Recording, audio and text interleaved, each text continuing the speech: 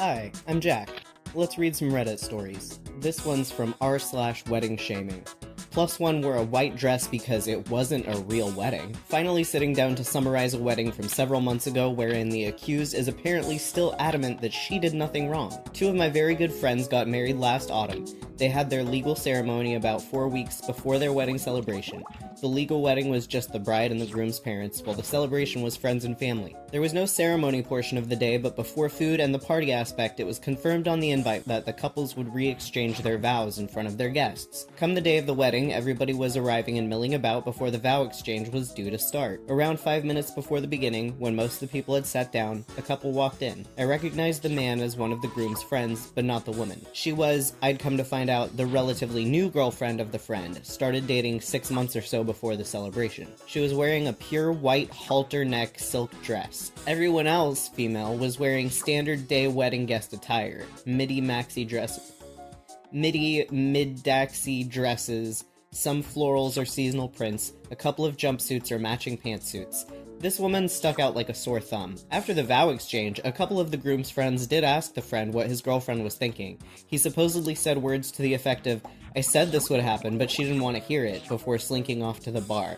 A few drinks later for everyone involved, I gather that someone asked the girlfriend directly why she was wearing what surely was some variation of a wedding dress in itself. The girlfriend, assuming for some misguided reason that she was being praised, said that it wasn't a real wedding, it was fair game to wear the dress, and perhaps it would give the boyfriend a clue onto what they should be doing soon.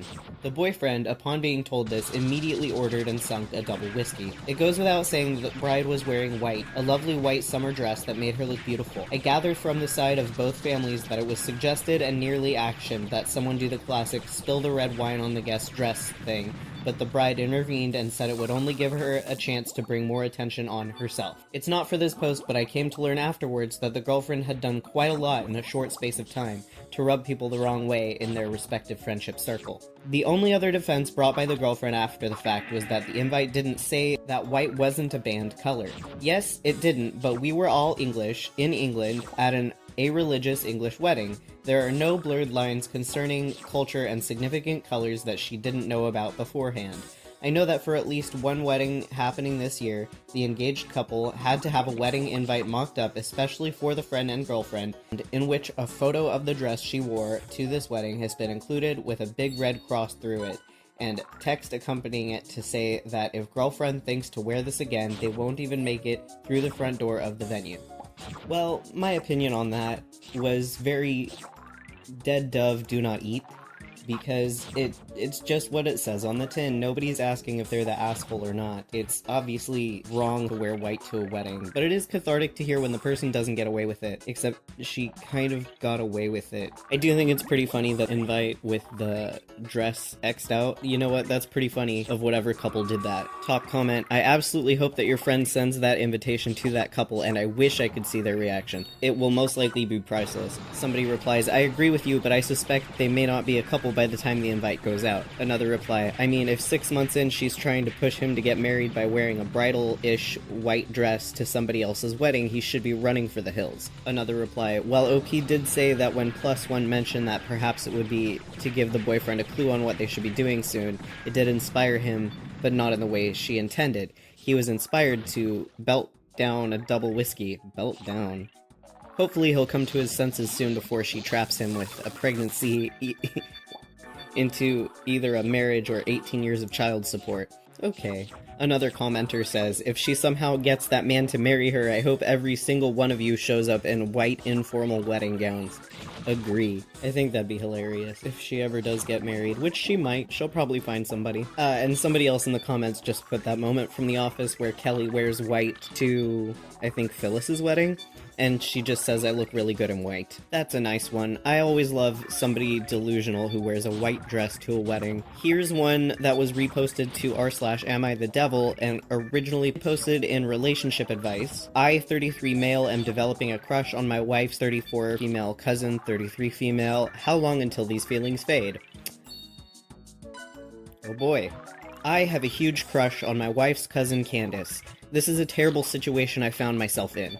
I should say I genuinely think I have the greatest wife, Anna, in the world, and it's not even close. She is an amazing woman, mother, and wife. When I met her, she approached me at the bar and I was flattered. We hit it off almost instantly. She was nervous, but I found it cute, and she said she doesn't normally approach guys but wanted to talk. Later that night, her cousin/best friend came and my jaw was on the ground. Candace is just a fucking gorgeous machine.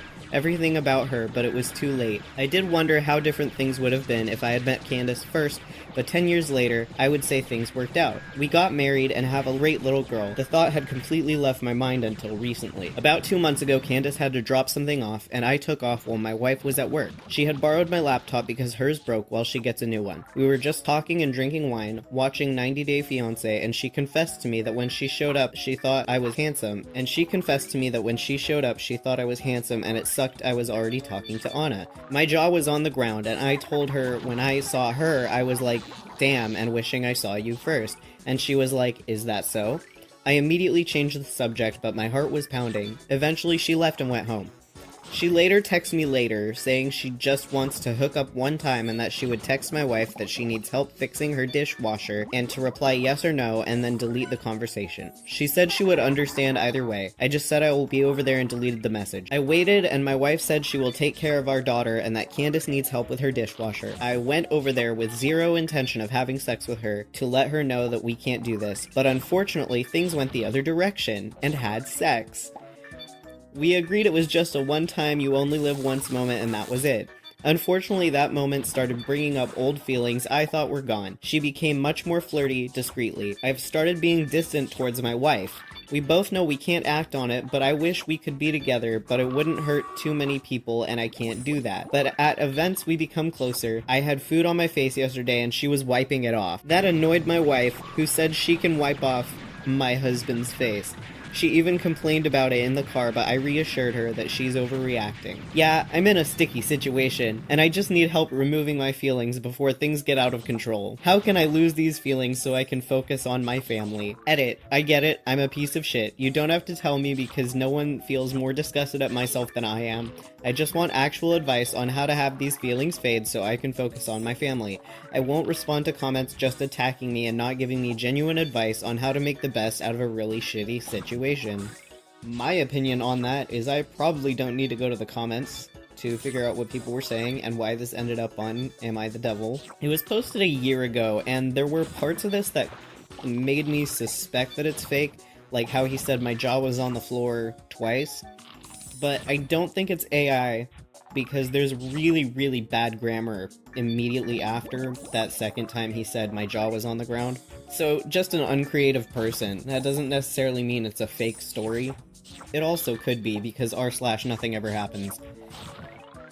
But yeah, wow, what's he gonna do? It just happened, you know? He didn't go over there with the intention of having sex, but it just kind of went that direction. You ever been in that situation? Alright, let's check out the comments anyway. Top comment, bro, this isn't a crush, you cheated on your wife. You need to tell her because eventually it's going to come out anyway, better from you than her cousin. A reply, this is why cheating is not just a mistake but a series of bad decisions and actions that led up to the betrayal. OP, if you truly want to stay with your wife, you must tell her the complete truth and let her decide whether or not she wants to reconcile with you. You must immediately cut all contact and communication with your affair partner. You must sign up for individual counseling to figure out why you're such a lying, selfish, cowardly asshole who has no self-control and no respect for his wife to not only betray her, but with someone who is in her family. You deserve every bit of vitriol and karma that is about to come your way. Congratulations on letting your lust ruin your wife's heart. That's so true, but also the beginning of the comment was giving, I have made a serious and continuous lapse in judgment. The other top comment is just saying what we're all thinking. You went over to her house after she planned for you two to hook up, and you said that wasn't your intention. Yes, it was. You knew exactly what you were getting into because you both planned it together. Reply, I literally snorted when I read that part. I don't know how my dick got inside her, it wasn't my intention. A reply to that, I planned everything and I have no idea how it happened. Feels almost like a Simpsons quote. Another top comment, you reassured her that she was overreacting? Sir, she is knowingly underreacting. Don't be a gaslighting dick. Step up and tell her what happened. You cheated, and now you're making your wife feel crazy because you're telling her any kind of feelings are all in her head. Though also, it's surprising to me you're using real names. Is this a fake story? Top comment, quoting the OP, how long until these feelings fade? Feelings? Dude, you already had sex with her and cheated on your wife. You're not developing a crush, you're a cheater. Well, those were the comments on the original post. Here's the comments on the repost. Top comment, oh, he frames it as a crush when in reality he cheated. Yeah. Another top comment, she texted me saying she wants to hook up. I told her I'd be on my way. I had no intention to have sex with her. We had sex. What a shocking, totally unexpected sequence of events. I also like how he says 10 years later things worked out. Yeah, you're married, you have a child, you had an affair, and you admitted that you wish you had not met your wife first. That definitely sounds like things working out. Another top comment, these people who act like it's out of their control drive me nuts. He drank wine with her, he talked about his attraction to her, he went to her house to hook up, and then he acts like this just happened. You know how people don't cheat on their partners? They don't drink the wine, they don't have the conversation, and they don't go to the house. Here's one from Am I the Devil, reposted from Am I the Asshole 6 years ago. The person that reposted this onto Am I the Devil asks, anybody remember this? Am I the asshole for getting mad at my girlfriend for wearing mismatched socks? I've been dating G for 5 years, and I was considering a proposal until this. G has always wore mismatched socks, not just 2 different colors, but patterned ones too. When we were younger, I thought it was adorable. As we're getting older and furthering our careers, I find it unprofessional and immature, and it's a little mood-killing because it's not very sexy when that time comes. I've had multiple discussions with her about it up till now, and she's always brushed it off. She doesn't think it's a big deal. I'm a little less bothered with this at home, except for when we're getting down, but the last straw was when we went to visit my parents when stay-at-home was lifted in our state. My brother and his wife were in there with their young daughter. She had mismatched socks on too, and I pointed it out to G. G said she didn't mind matching with my niece, and that it didn't mean anything about maturity because they're just socks. To me, it proves she's acting like a literal child. I just don't understand what's the problem would be with wearing normal, matching, plain socks. When she was at work, I got rid of all the patterned and colored socks and replaced them all with black socks. I thought she would be excited to get new socks.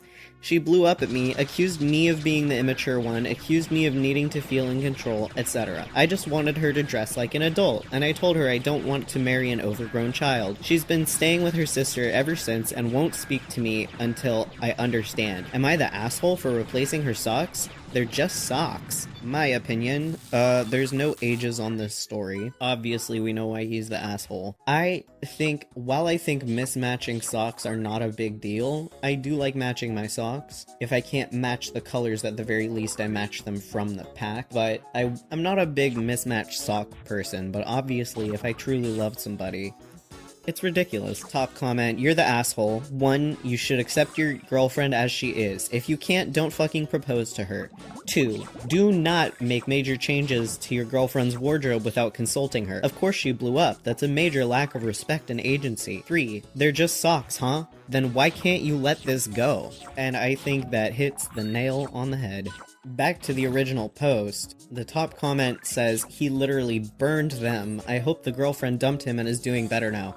I didn't see where he burned them, that must be in the comments somewhere. Someone replied, geez, I didn't catch that part. I assumed he just put them in a landfill somewhere, which is also a rotten thing to do, but it feels way less personal than burning someone's possessions.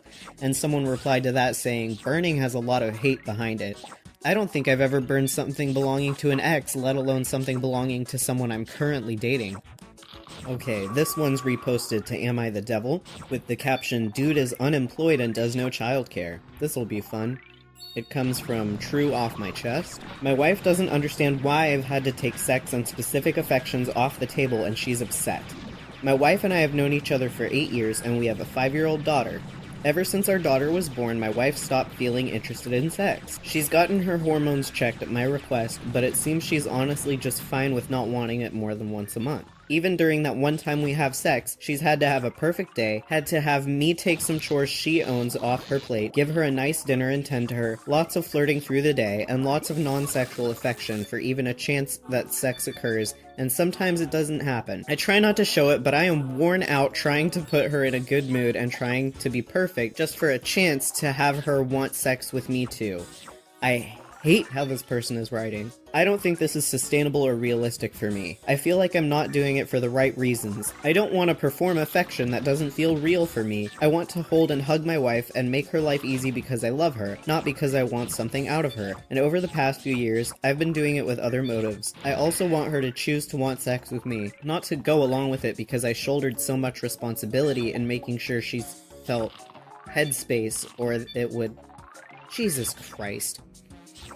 In making sure she felt headspace or it wouldn't happen. I would like to see, if we take sex off the table and performing affection off the table, what the baseline level of real intimacy is between us. I get that responsive desire is real, and for some people it's not easy to initiate and go for it, but I'd like to not have to negotiate for sexual desire and understand aspects of responsive desire a bit more responsibly. What I mean to say is this: I'd like to not always be in charge of ensuring she's had a good day enough to want sex. I'd like it happening naturally. For example, she's had a good day without my intervention. I initiate affection because that specific expression of affection makes me feel good too, good enough to want to share that with her, and that in turn makes her want sex with me. What I'm trying to say is, I don't want to do it for her alone, or for her sake alone. I expressed this to her and she's taken it completely wrong, because to her, she hears no cutesy names throughout the day multiple times a day, no massages twice a week, no breakfast in bed, no princess treatment by making her life easy, no indulging her moods needlessly. Oh, no. No indulging her moods needlessly. I keep saying that just because I don't want to perform affection does not mean it won't exist or that I'd stop doing special things for her. I just want to do it for the right reasons, and if I feel like it too. Isn't it more special that way, if it's real for me too? She disagrees. I keep telling her that what we have right now, me trying to manage all of it for her, is not healthy. I want to love her in ways that feel authentic to me too, and yes, even if it means I stop certain acts of affection on demand, I will, but that is a good thing in the long run. I don't think it's responsible for her to base all her responsive desire on what I have to do to earn that desire. I don't want to earn it, I want it freely given to me by her choice. My opinion is that this guy sucks. Love how he was like, because I shouldered so much responsibility in making sure she felt headspace. That wasn't me fucking up. He said, making sure she felt headspace. I'm also 1000% positive he has no idea what responsive desire is. The way he said needlessly indulging her moods, she has needs, that's why indulging her moods, like being sensitive to her emotions. Oh, brother, this dude. And you're straight up telling her, like, hey, I know you want me to be affectionate to you, my wife, but I just don't feel it. It doesn't mean I'm gonna stop performing affection, but I just don't feel affection for you. Why are you mad and not immediately giving me head? What a performing acts of affection on demand. Like, dude, she wants her husband to love her. Top comment, you guys need marriage counseling ASAP.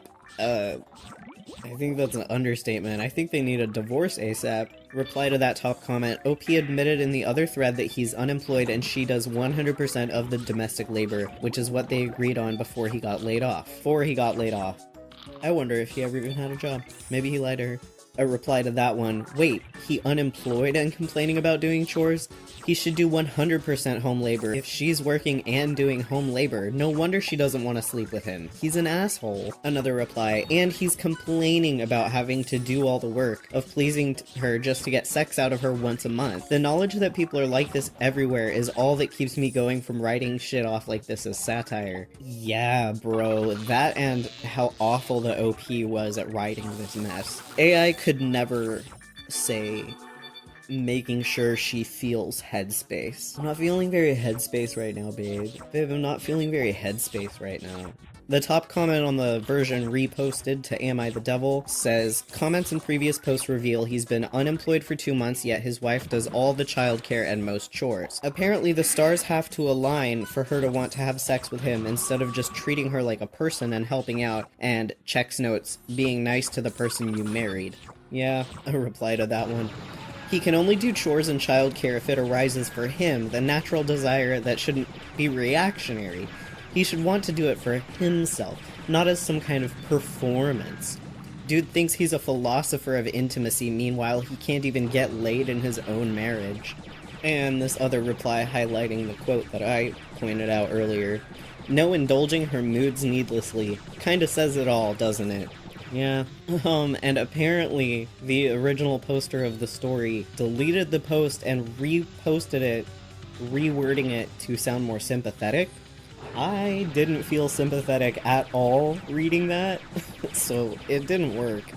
This one is reposted to Am I the Ex from Am I Wrong? Am I wrong for accusing my girlfriend's sister of lying for attention? That's always a good foundation for a relationship. I guess my 20 male, now ex-girlfriend Layla, 20 female, has a sister, Stephanie F, 24 female, who works at a veterinary clinic. And the very few stories I hear on what Stephanie goes through at her workplace just sounds way too crazy to believe. To be honest, I don't know how much details I can give because these stories are pretty violent. This involves her current story where apparently she had a very scary experience with a client. I'm embarrassed to admit, I was proven wrong on this. It started with Layla and I planning to have a movie night together. When she came over to my dorm room, I immediately can tell she was upset, so I asked what's wrong, and then she dropped the ball on me about Stephanie's interaction with the angry client. I said, really? And she told me yes, and how the cops are involved, and I guess I'm just over it with all of Stephanie's wild stories, so I went, no, really? Come on, Layla. She was getting annoyed, and I explained to her on how way too crazy her stories are, that she has to be lying to get attention, and that I don't understand how you or anyone can believe her. Her defense is that she's her sister, so clearly she knows her a lot more than me, and she knows Stephanie is not a liar and has always been a suffer in silence kind of person and rarely talks about work. I told her that when she does talk about work, it's intense to the point of being unbelievable. Then she started coaxing me to go with her to the store to buy something, which I was confused about because we got our favorite movie snack, so there's no reason to go to the store. Eventually I was convinced to go with her. It was the most tense ride ever. I tried to have a conversation with her, but she just remained silent. When we got to the store, she went in alone and I stayed in the car. I was texting my friends about my confusion on what was happening with Layla. When she came back, she bought 2 boxes of cookies and drove us to the vet clinic where Stephanie works at. Now she's coaxing me to go inside with her, and I just wanted to know what's going on, and she told me, you'll know when we get inside. So we did. We got to the front desk, and 2 of the receptionists said, hi Layla, I thought Stephanie was already clocked out. Layla said that Stephanie did, and that she was there to drop off some cookies for everyone because of the incident that happened today. Receptionists were all like,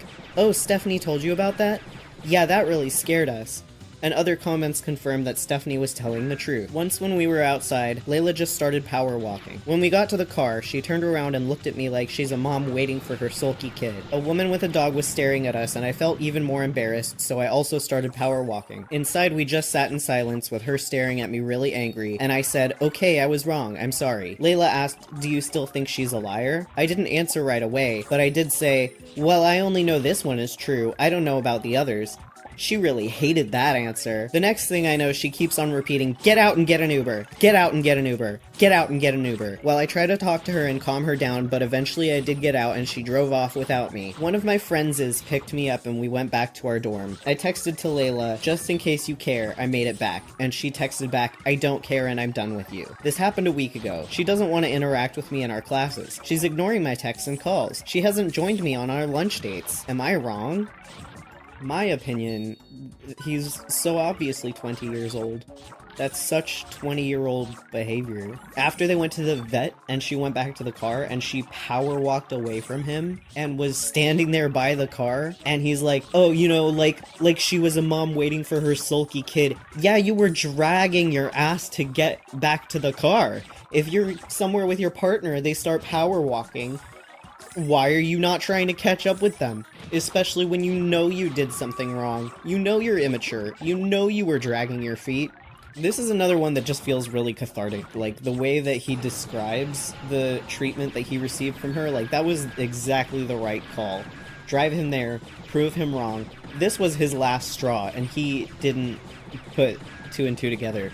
And just to tell him, get out and get an Uber until he left her alone, absolutely the correct way to handle that situation. Top comment, dude, you doubled down even after being proven wrong. She literally drove you to the workplace to show you the receipts, and you literally still went, well, maybe this one is true, but not the others. That's relationship suicide right there. Yeah. Reply, and she didn't even shame him in front of everyone, which she totally could have. She handled this whole situation perfectly, even the breaking up part. Another top comment, you are wrong. Bad and violent things happen to people in real life. I used to think that the movies exaggerated when fucked up things happen to people until it happened to me. Crazy things happen, and some people are crazy. Good people had bad things happen to them. You can't accuse people about lying about serious things straight off the bat without proof. You even admitted in the post that her sister is not a liar and that it's out of character for her. So to assume that somebody is just being attention-seeking when you admitted that she isn't like that is crazy. Another top comment. Yes, you are wrong. What evidence do you have that Stephanie is a habitual liar? You didn't cite any other examples. I had a friend who worked at a vet clinic, and she would tell me some pretty crazy stories. Don't accuse somebody of lying unless you're damn sure that they're lying. A reply to that comment, I worked as a vet tech for years, can confirm that it actually does get that crazy, especially at some of the larger clinics like Blue Pearl. Top comment on the repost to Am I the X was commenter quoting the original poster, only been a week, maybe there's time to fix this. I just want to know if I'm wrong about this whole thing. Even if the entire site agreed with him, what's that going to do to salvage his relationship? Is he going to print out the comments and go, see, I'm not wrong, therefore you legally have to take me back? That's a good point. He really just raked himself over the coals in this story. It was good. Another top comment, is anyone else curious about what the incident at the vet's office was? When your girlfriend kicks you out of the car, then it's usually over. There's a reply to that comment. It says, my sister's best friend is a vet tech, and from what I've heard, it's very much like that. People will threaten the staff who couldn't save their pets, get aggressive over costs. She told us once about a guy who'd had to bring his dog in after the dog ate something fabric and got a blockage from it. They operated and the dog was fine, but after paying the vet bill, the guy kicked the dog on the way out to the car, which of course ripped its stitches. Whew. The vet convinced the guy that the dog needed to stay overnight again because the stitches shouldn't just rip out while walking, like he tried to claim happened, so they needed to make sure there was nothing else going on. Car park CCTV showed him boot it. I know they called the RSPCA, and I think the police, but I don't know what happened after that. She'd come over for wine and hugs that first night, so it's as much as I was ever told. I hope the dog was taken from him, but if not, I can imagine he'd have been worse to deal with if he got the second bill. I think we'll move on from that one. And here's one from Am I the X? Originally in relationship advice, he disappeared. So I, 24 female, have been involved in a romantic affair with my best friend, 30 male, and the reason why I say this is an affair is because I really don't understand the situation and we didn't make it official. We were really close friends for quite some time, and then he went abroad for work. Not the first time, but before this time he confessed his feelings for me, but something felt off. We talked for a while, then he disappeared for like 2 weeks. Then he was told he has a tumor. It wasn't the first time either, but this was the first time he decides to get treatment abroad, and he says he's not gonna tell his parents this time as well. I get his point of view, but after that he disappeared for like a month, and then told me he did undergo the surgery and started chemo and to take care of myself and that he's gonna come home. Gave me a date and he already bought the ticket. Then he disappeared completely since then. Been months and the date he gave me passed, and I didn't hear anything from him, and I can't get a hold of him. This is not like him, and I don't know what to think anymore. I just needed to vent out, maybe, or if anyone can give me an advice, thank you. Edit. I didn't want to say why his parents are not an option for the sake of their own privacy, but I'll try to explain without getting into personal details. So his family is from a relatively small religious community where they believe that the hospital treatment, etc. are sinful. So no, he didn't say that directly, but they were kind of weird with how they dealt with things at first. This edit is all one sentence. where they believe that the hospital treatment, etc. are sinful. No, he didn't say that directly, but they were kind of weird with how they dealt with things at first. However, we didn't care that much, but then when he had the tumor removal surgery, they were completely against it and did everything they can to convince him otherwise, then did some unhinged acts during his recovery. I had some relatives from the same religious background where I saw them letting their own father die because they thought the blood transfer is a sin. So I asked if his family are from the same group, and he said yes, that's why we don't want to involve them because of how they acted before. That was all one sentence. My opinion. You gotta love religious delusion. That's gotta be like Mormons or Jehovah's Witness or something, right? Or some kind of Amish. There's multiple Protestant sects that disagree with medical care. I think it's also very likely. Okay, so he's 6 years older than her. He's from a very devoutly religious family, but he's not open about his religion. She had to guess it and put two and two together. I'm gonna guess they're Mormon or something very similar, and because he's very, like, repressed and probably sexually repressed because of that, he's probably cheating. I think being diagnosed with 2 separate tumors and being like, yeah, it's no big deal, and then, like, disappearing, like, I think he's cheating, but that's just me. I'm mostly thrown off by that last paragraph being all one sentence. Top comment. I hate to ask, but assuming that he's telling the truth about his condition, have you checked the public records in your city or county for a death in his name? Aside from that, you may just need to identify the span of time that you'd be willing to hold out for a response for him before deciding he's gone from my life, I'm assuming this is over, and I'm moving on. OP replied, I actually don't have the courage to do that yet, and yes, I'm trying to move on since it's too chaotic, but I'm still in shock maybe. I can't get my mind to fully comprehend the situation. Thank you. Another top comment says, what's stopping you from going to his place of residence and just knocking on the door? As his best friend, I assume you know where he lives. OP replies, no one is there and not a single person from our group knows anything about him. Okay. Someone replied, he's your best friend and you have no mutual friends? Is this just some guy from the internet? OP replies, we have mutual friends. No, I knew him from an event where we got into a group of friends and we got closer, we started hanging out. Oh my god.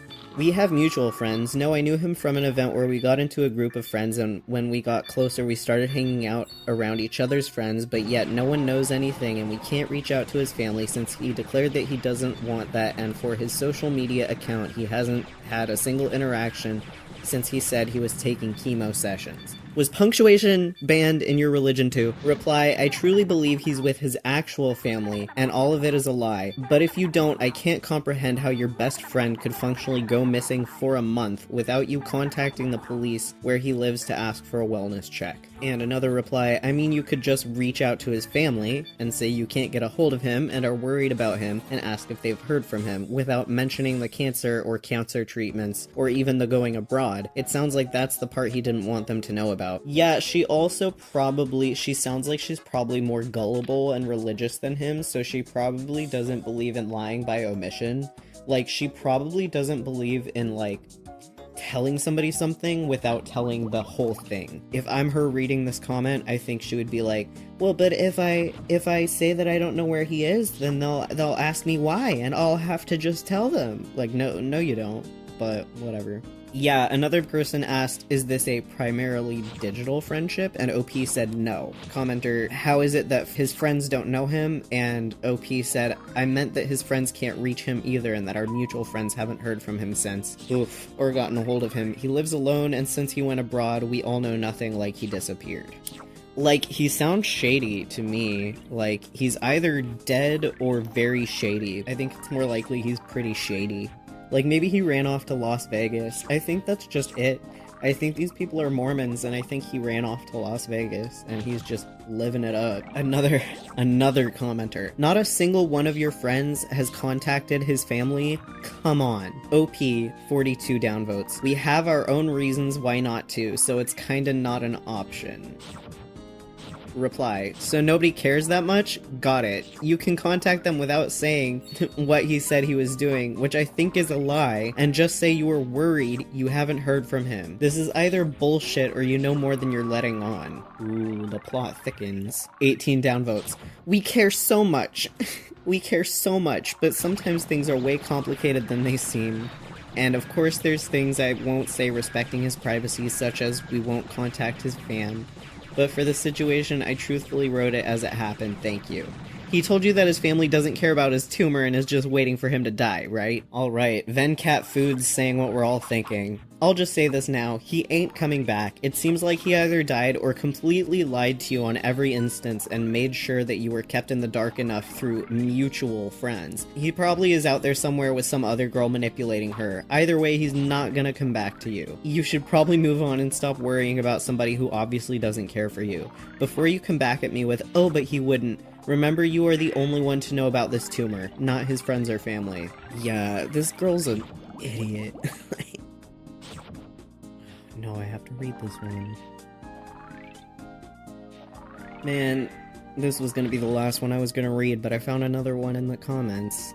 A reply to the top comment says, reminds me of a post from a few years ago. The OP on that one said that he really hates people/relationships, so every couple of years he randomly resets and ghosts everyone, moves to a new city, and disappears. If I recall correctly, he was posting because his recent ex that he disappeared on had tracked him down and asked, what the fuck, what happened to you? And he was just acting like she was a weird stalker for caring. Everyone tried to tell him that his behavior was insane, and he just couldn't understand it. And somebody linked the post. It's found in Reddit on Wiki. Am I the asshole for resetting my life every 3 years and cutting contact with friends, colleagues, romances I made in that era? After I graduated college 24 years ago now, I have been living my life by what I call the policy. My policy is basically that I commit to resetting my entire life every 3 years. What this means is that I regard that life of 3 years and that version of myself as completely over and done. This means I have to cut off any friend or colleague, even any romantic relationships. I move to a new part of the country and start completely over from scratch. Sometimes it is painful, but it allows me to have a very interesting life and in some ways live many different lives. I even try on a new persona of sorts each time. I am by nature in my core a kind of a reserved person, but by viewing each new era as an acting challenge, I craft a new persona and am able to act it out. I've been doing this for 24 years. That means I have led 8 distinct lives. In recent eras, when I start to get close to people, I tell them about the policy, and I'm upfront that at the end of my 3 years, I will be moving to a different part of the country and will never see or speak to them again. I tell them it is not personal, it is just how I choose to experience life. So, I recently came to the end of one of my 3-year eras. I had done this in one of the northeastern US, not naming the specific state, and I had decided for my new era, now starting, I would try something new in the southwest. I had a goodbye dinner of sorts, with some of the close friends and my girlfriend at the time. As is typical, some of them didn't believe I was serious, but I managed to convince them. My girlfriend became distraught and made a scene. It was an embarrassing way to end this era. I tried to find her and get a hold of her before I left, but I couldn't. So, that was it. I sent her a final text saying I'm sorry how it ended. I wanted it to be amicable, and I wished her well and hoped she had a good life. But it was time for me to start over, and she would not hear from me again. I am early into my new iteration. Have a good persona crafted, have a good job, and getting into new hobbies that the new me is passionate about. Going well. All of a sudden last week, my ex-girlfriend from my prior life showed up at my new apartment. Again, this is on the other side of the country. I was astonished and dismayed, and weirdly, I kind of felt afraid and a little out of sorts. It's hard to explain, but when I start a new life, I consider my prior persona ended, and my prior life over. So to be confronted with a new person from an old life is kinda surreal. Almost like encountering a ghost or something. When I saw her by the door, I kind of froze, and my brain almost felt like it was stuck on a loading screen or something. I couldn't process it. She was being emotional and wanted to reconcile. Finally, I found my words, and told her that life was gone, and that she needed to leave or I would call the police. She looked at me like I was insane. Meanwhile, she's the one who stalked me across America. I locked myself inside my apartment. Eventually, she left. To my further horror, my new phone number has been getting texts from her family, who I was close to in my prior life, as well as some of my friends from that life. I blocked all of them without a response. They were violating my policy. I have done this multiple times, and never had people from a prior finished life stalk me into the next one. Even my original relatives haven't done that. For some reason, this batch is refusing to respect my lifestyle. I was honest about my policy with them for years and told them to expect it. Now they are intruding in my new life. It has thrown off my new persona. It makes things difficult. Part of me wonders if maybe, though, I could somehow be in the wrong. I needed to get some unbiased opinions on Reddit. This is so detached. He's treating his life like it's different saves in a video game, which is insane. He literally wrote in the text that he expects his old life just finished, gone. He expects not to see people again. He literally views everybody else on the planet as an NPC that just despawns when he's done with a 3-year chunk of his life. I'm only reading the comments involved in the original post. Top comment, enjoy dying alone. Reply, I mean, I'm guessing not many people miss OP much. OP, I would have friends in my final iteration, however many decades away that is. Not concerned about it. Reply, maybe your new persona should be the one to go to therapy. If you want to pretend you're a whole new person every 3 years, don't try to have a fucking girlfriend. That makes you the asshole. Yeah, this one's cut off, but it says, this sounds like some sort of mental illness, like an attachment disorder or some form of sociopathy, personality disorder, and some weird expression. Yeah, bro. Where's my ability toucan? I don't know where he went. Another comment, you can do what you want. I'm struggling to believe this though. Do you tell every job interview that you won't be there longer than 3 years? What kind of jobs pay you enough money to relocate every 3 years? What kind of high-paying job doesn't check references? OP replied, I work in tech. Job hopping is normal. Heck, 3 years is longer than most people give a company. But no, I don't outright tell them I'm staying for only 3 years. They could probably deduce my pattern from my resume, but again, working 2 to 3 years at a company is pretty normal in tech. Nobody's gonna think about it much. And I would give great references. People don't give you a negative reference just for leaving. And that's true, though. You really shouldn't be staying at a job for more than 2 years. You will be taken advantage of financially. Another top comment, dude, you need therapy. And for fuck's sake, don't get into serious relationships if you have no intention of following through. Sure, you told everyone you'd leave in 3 years, but that poor woman probably thought you actually loved her. Yeah, man, that's distressing. I wish her nothing but the best. She matched his freak. She matched his freak, like Love Quinn and Joe Goldberg. She literally stalked him across the country and found his new phone number to give it out to all his friends who cared about this motherfucker. He must have done something right in this iteration. It's like he's doing reverse Groundhog's Day. He's repeating life every 3 years, but he's doing it by choice. And the one time it breaks through the Groundhog's Day cycle and follows him into the next life, he's like, whoa, I don't want any of this. What the hell, man? And the thing is that this is fully believable. If you live enough life, I'm 31 years old, and I've definitely met people that I wouldn't be surprised if I found out this is their MO. I feel like this kind of just happens naturally to me, but like, I don't cut people off. You know, I mean, not unless they've wronged me, but, you know, I do kind of feel like a new person every 3-ish years, but relationships ebb and flow. You know, what a wild one to end on. Wow. If you needed any reasons to be single, there's a bunch of them for you. So, yeah, I don't know. Happy Valentine's Day. Thanks for watching if you did.